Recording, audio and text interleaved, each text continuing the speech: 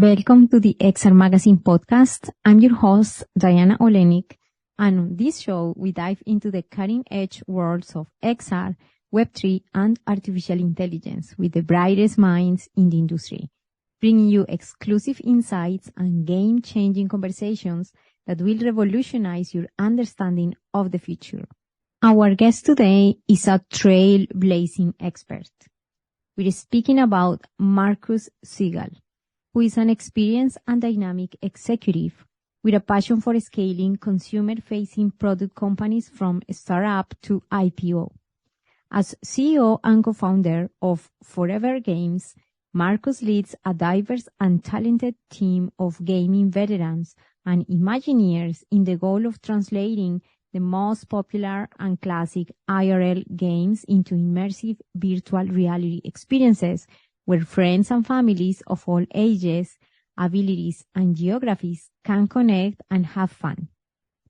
Marcus has also served in mentor and partner roles at Upshift Capital, YC, and Google Launchpad, and spent more than 7 years in executive roles at Zynga, scaling iconic games like Words with Friends and Farmville. I'm super excited to be recording this episode today with Marcus. I can't wait to begin. Let's do it. Thank you so much, Marcus, for being here today. I'm super excited. How is everything going in California right now? I mean, really, Diana, I have nothing to complain about. I live at the beach and I make video games as a job. Wow. I played a lot of games when I was a kid. My parents thought I was wasting my time. I mean, maybe I was, but it's all's well that ends well. Wow, I'm super excited. Like you have such an amazing background because of course you've been creating all of this company and people love your experiences, everything that you create. So please let us know actually, how did you get started? What is your background about and why it take you or led you to create ForeVR? Well, sure. I started off my career in TV and film, when I was in college. And I got out of college and I started making TV shows for the History Channel and A&E. I did special effects in some pretty bad movies like Beastmaster 3. Somehow the Academy ignored that straight to video masterpiece. When the internet, became real, consumer internet became real, I moved to Silicon Valley and I really wanted to be a part of what was next. And then, I worked at a startup called emusic.com. We were the first startup to sell downloadable music and pay artists the royalties. Then I had a brief foray into B2B and I did a payment startup. And then I joined Zynga. And, I was pretty early there and I was a part of the creation of a whole new genre of gaming, of social games. And I got to see the power of gaming as a pursuit. I got to see what happens when grandparents and grandchildren play games together. Words with Friends, for instance, or Farmville. And I got to see it strengthen bonds. And, it was such a phenomenal experience that I really just fell in love with games and gaming and the pursuit of bringing people together in fun. Yeah, that sounds amazing. I think that you, by what you mentioned, you also had, it seems like always this personal interest in creating yourself, in the entrepreneurial life. What particular thing took you always in that direction? Sometimes oh my God, if I had just been a lawyer. But no, I've always loved the idea that life can be this great adventure.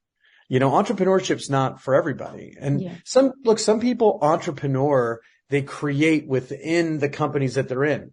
Some of the greatest innovators out there, work for Apple and Google. And I don't mean to imply that you can't be a creator wherever you are, but an entrepreneur gets a hold of an idea and they can't let it go. I don't really feel like I have a choice but to work on things that I'm passionate about.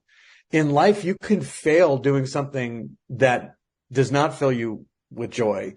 Or you could work on things that do fill you with joy. And maybe it'll work out with your startup or maybe it won't, but at least you will have worked on things in your life that you really care about. Absolutely. I And to me, love that. that's what lights me up. I mean, Yes. when I'm not working, I also, like I worked for Y Combinator and Google Launchpad, and I love working with startups and entrepreneurs. We're a special group of women and men who are forging ahead, or changing the world. Yeah, I really want to highlight when you mentioned that we know the technicals are there. We know that, all the knowledge is there, like with all of this globalized world. But that attitude is what new generations as well need. That attitude of when you mentioned that you were there by, where you live and that you were creating games at the beginning, I can see that philosophy there as well. I say, as long as we live our lives as if we are the artist that is creating and gets all the energy and the fulfillment from when we are creating, then the life will continue to unfold with more exciting things rather than necessarily I'm going to create this startup just because there is certain things that are outside pressuring me to do it rather than, like our own creation. So thank you so much for sharing that. So Sure. How were the beginnings of ForeVR? So basically it was during the lockdowns when, the idea came to me. I had no idea how long the lockdowns would last or when a vaccine might come, but I thought, wow, I sure do, appreciate the sense of presence that exists in VR. The ability for me to put on this headset and then meet up with somebody and have it feel like we're in the same room, even though we're isolated and hundreds or thousands of miles apart. And so what I thought VR needed, so the headset prices had come down considerably. They were then down around $600 for maybe the Quest 1 and some of the Vive. But I knew that a less expensive device was coming and there was momentum in the space. The Quest 2 had not yet been announced, but I had a feeling that something less expensive was coming. And I thought, wow, this could really be it. But what does VR need? What's wrong with VR? So this is a couple of years ago. And back then there were not a lot of games and a lot of the games caused kind of nausea.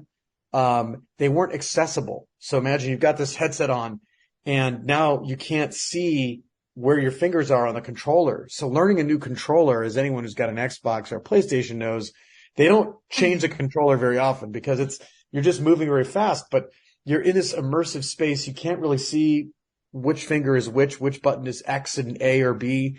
And so I thought, what if I bring games that exist in real life that people know the rules to already, that you can play with one finger, one controller button, pick any button, and you can pick up the bowling ball with that button. And so that you could get into the game and be having fun within the first minute of play. And so I thought, I want to bring that to VR. I want to bring the kinds of games that will make it possible to sell pallets of headsets at Costco. I want to make games that grandparents can play with their grandchildren. Like, my dad can play, who's 83, can play with his nephew who lives on the other side of the country. They can meet up and go bowling on the moon. And that was kind of my vision for it. And I remember how powerful Wii Sports was. And I thought that's what VR needs. VR needs kind of a Wii Sports type collection of experiences. Yeah, definitely. I can see how it says ForeVR becoming the Wii Sports of VR. And people is very excited. Of course, I read all the stuff that people is saying. You have ForeVR Ball, ForeVR Darts, ForeVR Cornhole, ForeVR Pool. Cool. Which one of these ones is your favorite one and why? Oh, kind of difficult. You're going to get me in trouble. You're going to get me in trouble with the people on my team. Yeah. I'd say it's right now it's Pool. The thing about all of our games is they have an arcadey kind of feel like Wii Sports, but they also have a high skill ceiling. So we have easy, medium, and hard in all of the games. And then the more you play, you actually get better. And so we most recently launched Pool. And so I spent a lot of time in that game. And so that's currently my favorite game, but we've got more games coming. And so I just kind of get really into whatever's the most recent game. Yeah. Amazing. Yeah. So when creating the game, what is your part in that? Because I imagine you might have developers, you might have designers, what you do in all of this? just thinking if they were to describe me, maybe pain in the butt. But basically I play builds and I provide a lot of feedback, creative inspiration in the game design document stage. Really thinking a lot about how to connect people, how to create moments that are shareable, what we can do to appeal to a broader demo. Does it pass my Gen X user interface test? Because if I can't figure out what to do, then what hope does anyone older than me have? And so, VR is still in its early nascent stages. I mean, there's somewhere between, 15 and 20 million headsets out there. Not sure how many active headsets out there because, there's no data, but it's very early days. And so making games that are really playable, that people can get into the fun really fast is a big part of my focus. Yeah, that's amazing. I know that like creating all of these games, of course, it entails like a lot of challenges, what have been the main challenges in terms of the production of these games? I'm sure it might have been many, but which one is something that you remember that, wow, this one was a complicated one?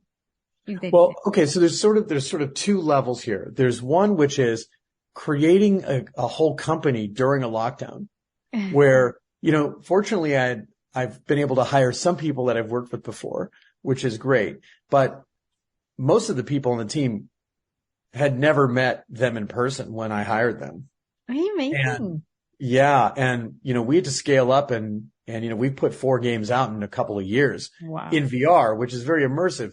And so I think that building a team where I love to come to work every day, even though we don't get together for lunch and in the office all the time, and building a distributed team that people love working for.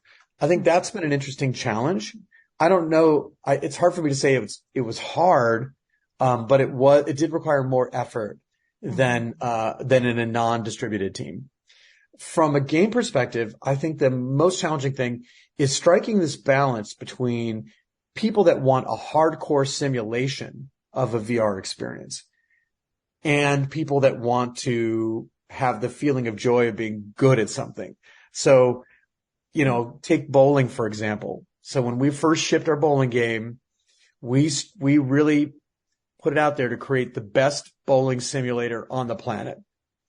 We had professional bowlers play it. I mean, we really got bowling. And guess what? Real bowling's hard. I mean, in real life bowling, I'm lucky to break 100. I really stink. Or maybe I don't stink. Maybe I shouldn't say that because I'll offend people that don't ever get above a 50, but it is that hard. Bowling is hard. And bowling in VR where you don't have the weight of the ball and I mean, all of it and, putting spin on it. And we basically launched that game and there was another game out there, also a good bowling game, but it's not as visually beautiful as our game. But the throw is very corrected. And in our game, I would bowl like 100 to 120. And in their game, I'm bowling at 240. I can throw the ball over my shoulder. Everyone's having a blast. And so we had to decide, like, wait a minute, what do we do here? Do we change the throw and piss off all these people that love this authentic throw? Like, what do we do? But it ended up leading us to this place of making an easy, medium, and hard mode. And oddly, no one plays the hard mode. Everyone wants to just get strikes and bullseyes and, all of that. So striking that balance between how seriously to take each kind of complaint or suggestion that comes in from a user. Yeah, that's interesting. Also, another aspect is this in-engine retention, like making sure that it is difficult. It seems so easy when you see the product that is finished, but in the creation is how we can make people to enjoy the experience in a way that they want to play more, right? Ultimately. Yeah.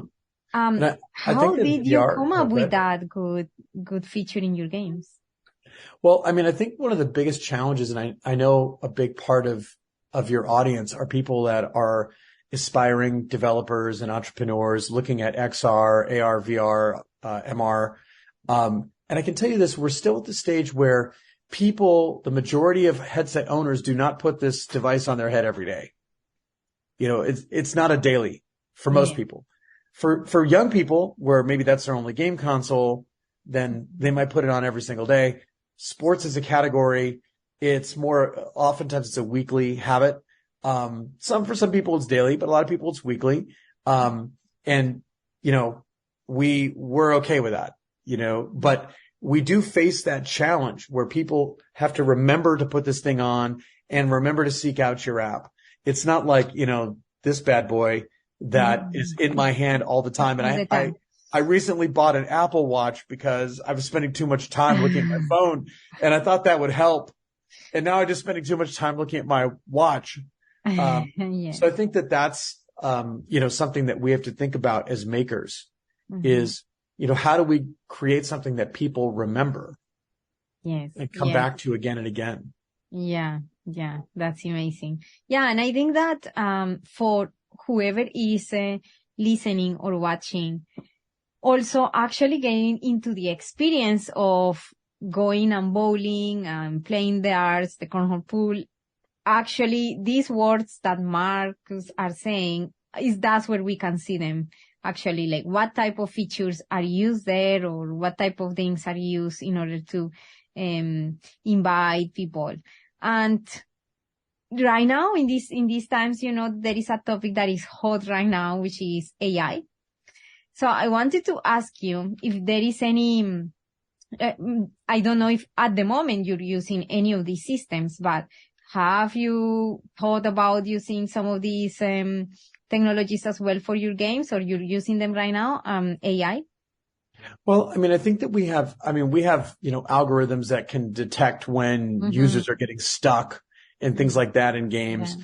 But as far as like some of these beautiful art generators that are out there, they're not yet ready for VR. So VR is a particular kind of game making. It works okay, for 2D, for 3D less so far. But it's great for making pitch decks and doing concept work. It's been absolutely phenomenal for that.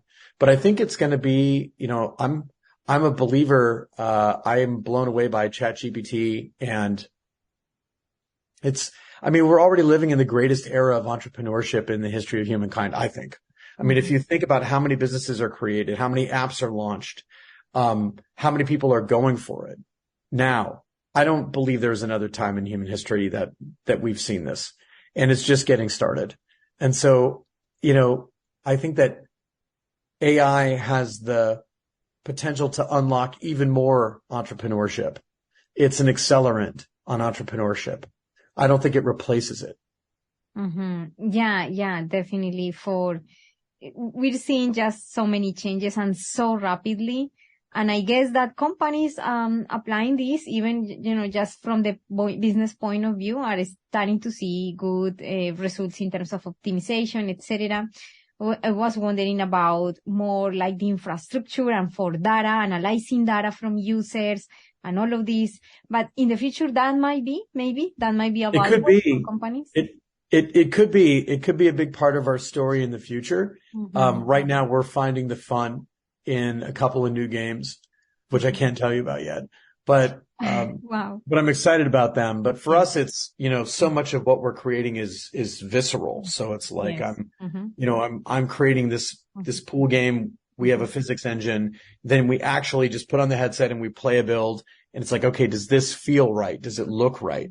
And then we make, changes at the engine level, and tweaks in order to get to an optimized performance. And we'll put in different ranges and test it. If we had AI, then maybe we would just put it out there and have a bunch of players play and just have it adapt to how many people sink shots in the shorter amount of time.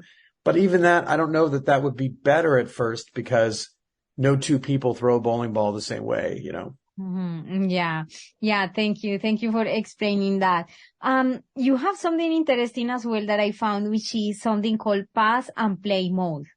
How was creating that? And please let us know what it is. You mean that's the brother sister feature. So A lot of people don't have two heads, if there's a couple little kids and they have to share a device, that might be a nightmare for parents, right? They're like, my turn. And it's like, actually, hey, I'm putting this on and I'm going to, bowl a few frames. And now in the game, it's like, pass the headset to the other player. And then you just put it on your little sister's head and then it's her turn. That's awesome. Yeah, that's what pass and play is. It's basically for people to share a headset in the same space. I mean, eventually these things, the cost is going to keep going down. And, we're already seeing people use these headsets as second screens. It's kind of like having an IMAX in your house. You just sit there and watch a movie in it. And, Netflix and Amazon are really popular. Hulu. People have a lot of uses for these devices beyond gaming. So is there multiplayer in your games? Oh, yeah. You and I could meet up and play, and the sense of presence in VR right now is pretty remarkable.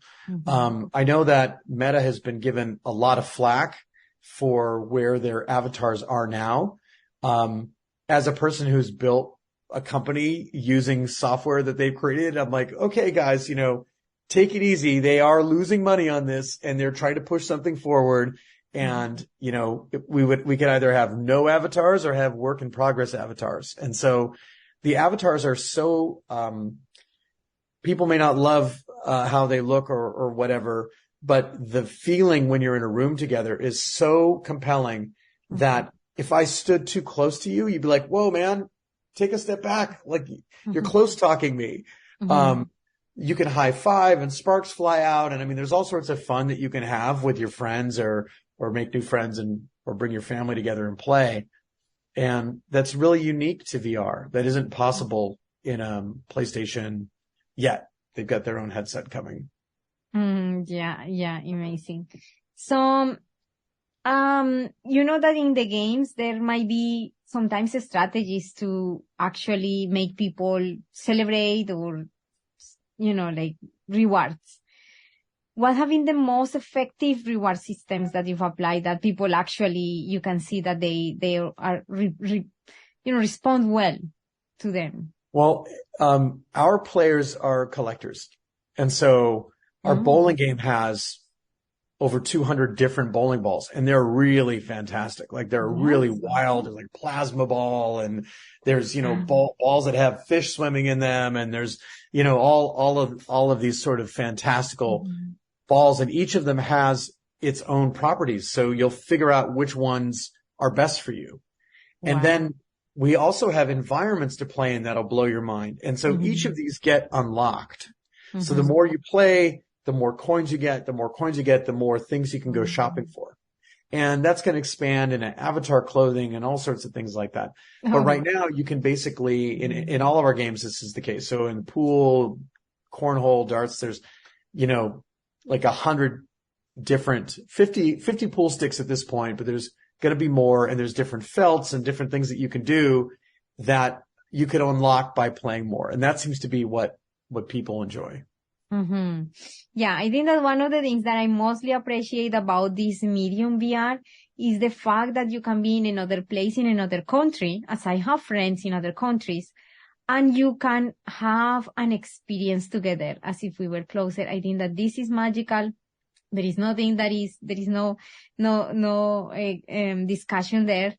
And I wanted to acknowledge, like bringing this amazing tool. One of the things that I want to also say is that going to a store in Oculus, I've had challenging times trying to find experiences that are multi-user. There are not so many of them. There are some that seem nice that you want to try, but not multi-user. Why is the reason for that? Why is that it's difficult to find experiences that are multi-user in VR? Well, I mean, I think that it's interesting because there's the number one complaint in VR when anyone plays a multiplayer game is, hey, there's not enough people to play with. They want to make new friends, but they just haven't sold that many headsets yet in the world.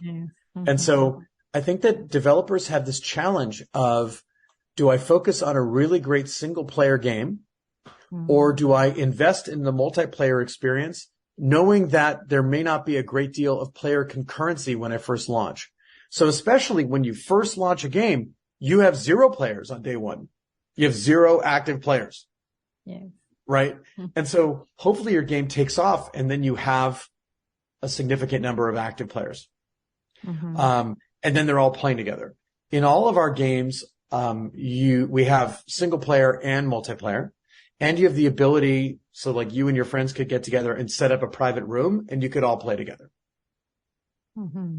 Yeah. Yeah. Amazing. But I mean, you know, I made social games for years, and so I didn't really see another way to go. Yeah. Yeah. When you mentioned like you are facing the situation that you're gonna like launch the game, and maybe for some developers at the beginning, they might not have all the infrastructure. What would be an advice for them, just to kind of closing the podcast today? What would be your advice for when someone is facing this stage where how can I make now to grow a community around a gaming experience? It's really tough. I'd say, you know, in mobile in particular, launching a new game right now, it's like putting a grain of sand on the beach and hoping 1 million people find your grain of sand every day. I mean, it is really hard. Distribution's never been more challenging for a game in mobile than it is today. It's not as crowded in VR and AR yet. That doesn't mean it's easy. But if your passion is in creating these immersive experiences, just assume that, you know, you're just going to keep learning and getting better at it. You know, I mean, not everyone's first game's a hit. Right. And so, you know, you just kind of decide, I'm going to keep on going on this, and just know that really the outcome, it's great when you have a great outcome, but the experience is a learning experience. You know, if you just focus on the outcome and not the experience, then you're missing the whole thing. Yeah. Amazing. I'm just going to formulate some of the last maybe couple, like the last question, maybe. I wonder if this is an unusual question, and maybe we're going to use this as well in the upcoming digital publication, which is not just the podcast, but also the magazine. If the earth were in a very, very difficult situation at the moment, and there was only a book for the new generations that had, you know, something about your life or some legacy, what would be the title of this book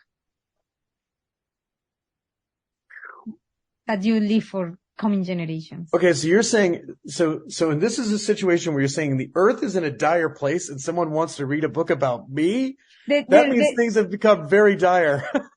Yeah, the earth is in a situation that is, difficult, but there are some humans that need to, kind of begin a new generation, let's say. But they have a legacy from you. What would be this book about?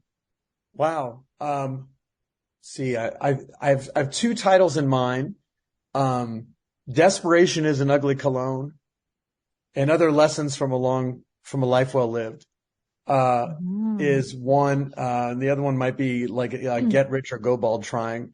I don't know. I just would hope that if I created a book that it would, bring people laughter and inspiration and perseverance, because, I don't know. I have a friend who is a practicing Stoic, and he has an app, and every day at random times in the day, it just sends him a text message that says, "You're going to die," just to remind him to focus on the most important things. Amazing. And I don't do that to myself, but I do wake up in gratitude. Yeah. And so, for all of you who are slugging out there in entrepreneur land, hey, there's going to be good days and bad. But remember, it's a privilege to get to work on what you want. Yeah. There's the vast majority of humans on this planet do not have a choice. And they work on things for a variety of reasons. And you, my friends, have made a choice. It's a bold choice. It may not always be an easy choice, but good for you. Absolutely. I'm super, super excited with how we're closing this episode. It's amazing because it's all rounded. We go through entrepreneurship, also a little bit of the gaming and all your experience with that, and also the personal side, which is super important. I really, really love the reminder that your friend has in the phone, because I'm that type of person. Like, I'm always into this thinking of, oh, this is so unique. This experience of being here on the earth and being here and present and existing is so unique that I'm so grateful for that. So thank you so much for bringing that. Hopefully we extend this energy and these thoughtful reflections to everybody who is listening or watching this episode. Super excited with you, Marcus. Thank you so much for being here today. My pleasure to be here, and I will send you some game codes for you to share with your audience. That would be amazing. Thank you so much. And Sure. we'll keep you posted. Please follow all the accounts of ForeVR, because they are coming up with super exciting stuff, which Marcus doesn't want to say yet because it's going to be very, very good. So yeah, we're excited, Marcus. We're going to be following you and following everything that is happening at ForeVR. And we'll be playing your games. Yeah, for sure. Thank you so much for your time, and have an amazing day. Bye.